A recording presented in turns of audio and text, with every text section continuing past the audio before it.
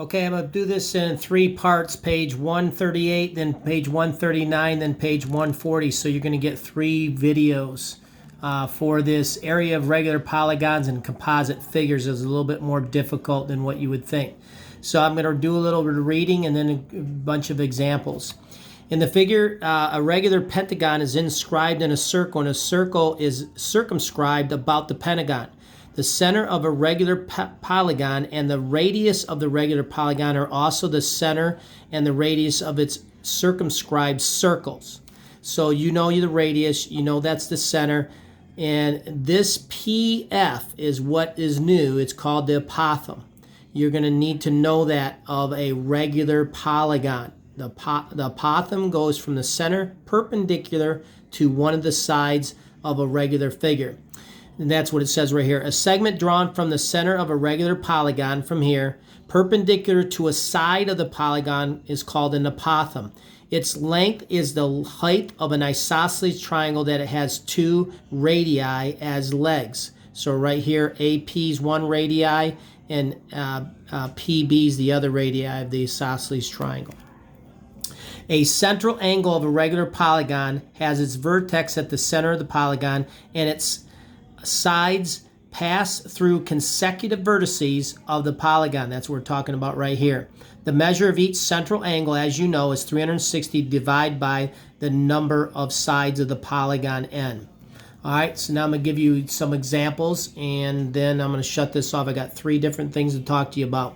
So it says square FGH J is inscribed in circle K. Identify the center and a radius of the apothem and a central angle of the polygon. Then find the measure of the central angle. So you can see, you know that K is the center, the apothem is KL, the radius is either KG or KH, and the central angle is GKH or HKG, whichever way you want to name it.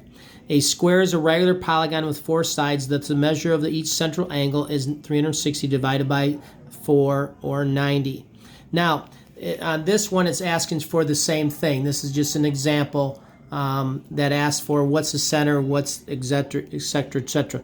So the center is point R. The radius is RK, as you know. The apothem is RL. The central angle is KRL, and that's 60 degrees because you should know this is an equilateral triangle. You can find the area of any regular n-gon by dividing the polygon into congruent isosceles triangle. This strategy is called decomposing the polygon into triangles. Okay, so that ends up being an equilateral, so all the angles are 60 degrees, which then splits these 2 angles up into 30 and 30, and then you have this triangle right here, which is a 30, 60, 90 right triangle and a 30, 60, 90, and you know the ratio of the sides of a 30, 60, 90 are 1, 2 square root of 3. So that's when you get into trig functions, and in a little bit we'll show you that.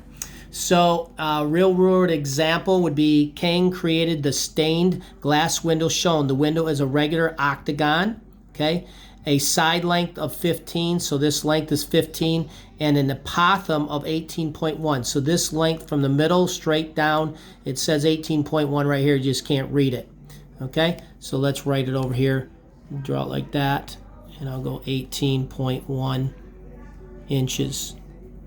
All right, so the apothem from the center perpendicular to one of the sides. So the first thing you got to do is divide the polygon into congruent isosceles triangles. Since the polygon has 8 sides, the polygon can divide it into 8 congruent isosceles triangles, each with a base of 15 and a height of 18.1. So find the area of one triangle, 1/2 base times height, or 15, 1/2 15 times 18.1, and you get 135.75 square inches. Then you multiply the area of one triangle by the number of triangles. So 8 times 135.75 is approximately 186 square inches of area of that stained glass. And the last example I want to talk about, and this gets into what is the area of a regular polygon. So I'm not going to read through all this. It's basically saying the same thing of what we just did. The area of one triangle times the number of triangles. So you'd have 1/2 times S times A times N, which is the base of a triangle is S and the height is A. the number of triangles is n. So when you do cumulative and associative properties, you get a perimeter P of the polygon is n times s. So you would have 1/2 times A times P. What does that mean?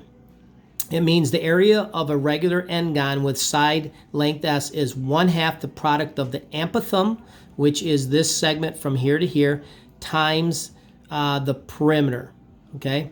Times the perimeter P, or the number of sides, okay? Makes sense? All right, we're done with that video.